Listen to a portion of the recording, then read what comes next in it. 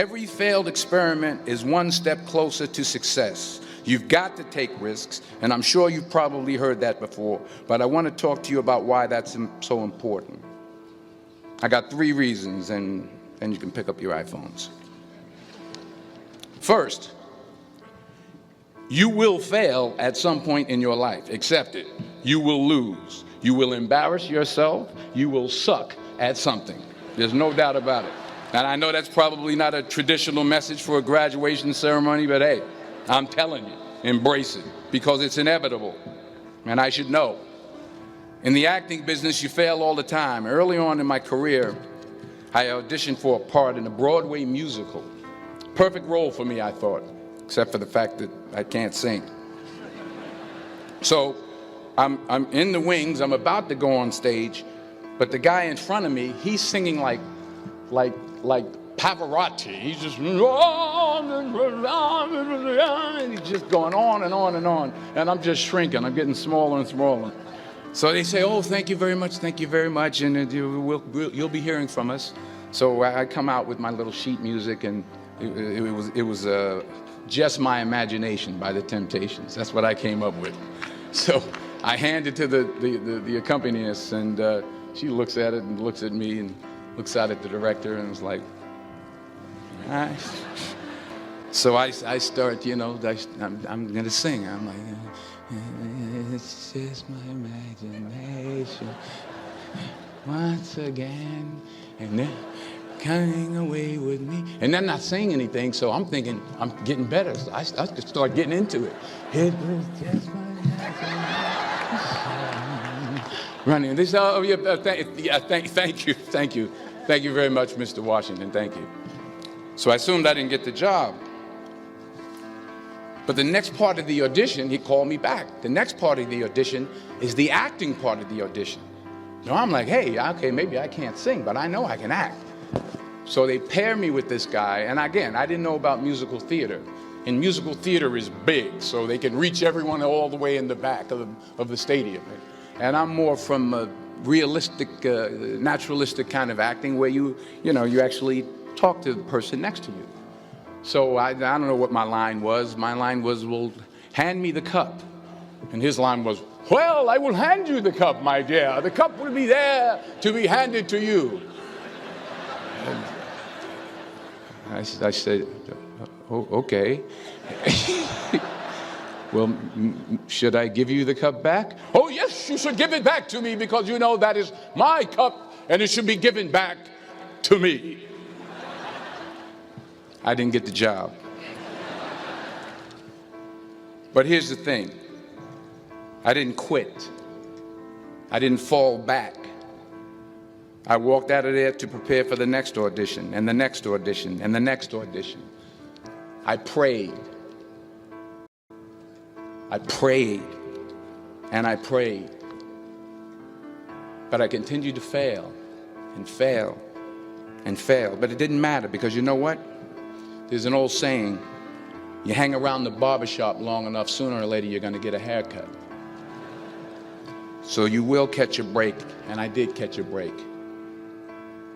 Last year, I did a play called Fences on Broadway.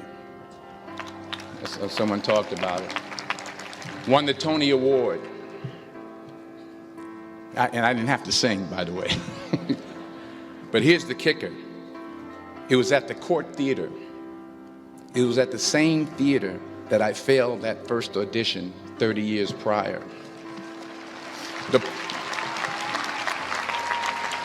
The point is, and I'll pick up the pace, the point is, every graduate here today has the training and the talent to succeed.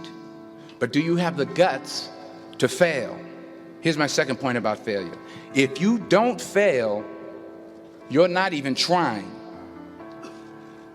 I'll say it again. If you don't fail, you're not even trying. My wife told me this great expression. To get something you never had, you have to do something you never did. Les Brown's a motivational speaker. He made an analogy about this. He says, imagine you're on your deathbed, and standing around your deathbed are the ghosts representing your unfulfilled potential. The ghost of the ideas you never acted on. The ghost of the talents you didn't use. and they're standing around your bed, angry, disappointed, and upset. They say, we came to you because you could have brought us to life, they say. And now we have to go to the grave together. So I ask you today, how many ghosts are going to be around your bed when your time comes?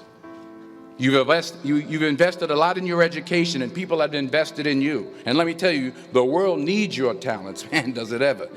I just got back from Africa like 2 days ago, so if I'm rambling on, it's because I'm jet lagged. I just got back from South Africa. It's a beautiful country, but there are places there with terrible poverty that need help. And Africa is just the tip of the iceberg. The Middle East needs your help. Japan needs your help. Alabama needs your help. Tennessee needs your help. Louisiana needs your help. Philadelphia needs your help. The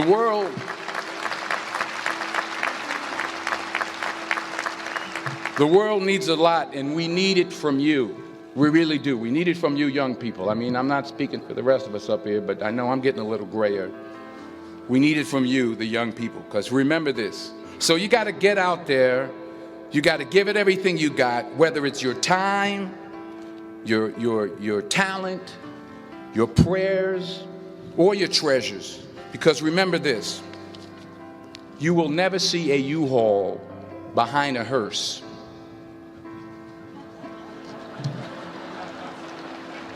I'll say it again. You will never see a U-Haul behind a hearse. You can't take it with you. The Egyptians tried it, and all they got was robbed. So the question is, what are you going to do with what you have? I'm not talking about how much you have. Some of you are business majors. Some of you are theologians, nurses, sociologists. Some of you have money. Some of you have patience. Some of you have kindness. Some of you have love. Some of you have the gift of long suffering. Whatever it is, whatever your gift is, what are you going to do with what you have? All right, now here's my last point about failure. Sometimes it's the best way to figure out where you're going. Your life will never be a straight path. I began at Fordham University as a pre-med student. I took a course called cardiac morphogenesis. I still can't say it. Cardiac morphogenesis. I couldn't read it. I couldn't say it. I sure couldn't pass it. So then I decided to go into pre-law, then journalism. And with no academic focus, my grades took off in their own direction. Yeah, down.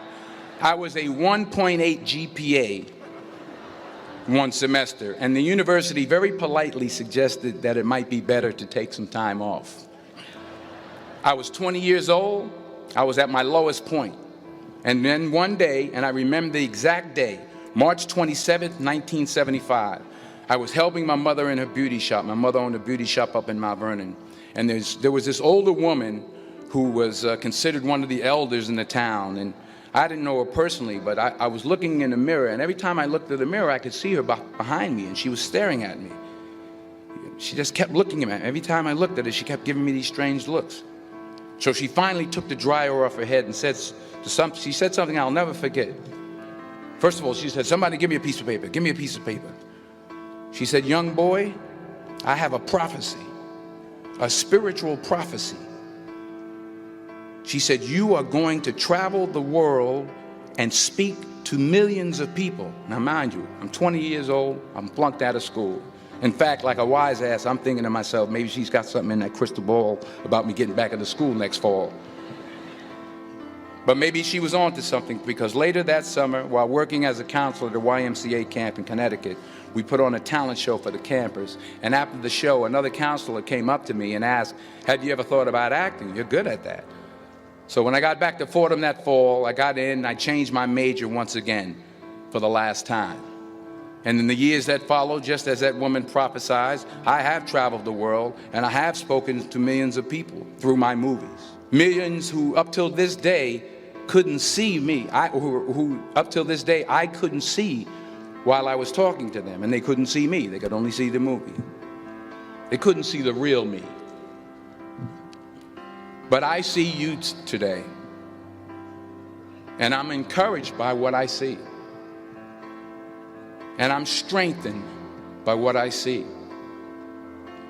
and I love what I see.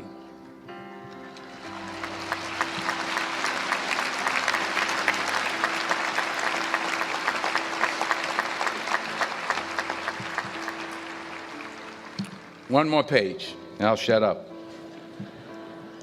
Let me conclude with this one final point, and actually the president kind of brought it up. It has to do with the movie Philadelphia. She stole my material. Many years ago, I did this movie called Philadelphia. We filmed some of the scenes right here on campus. Philadelphia came out in 1993. Most of you were probably still in diapers. Some of the professors, too. But that cracked me up. But it was a good movie. Rent it on, Netflix. It's a good movie. Rent it. I get 23 cents every time you rent it. Please, rent it. True. Parents up there, rent it. Netflix, please.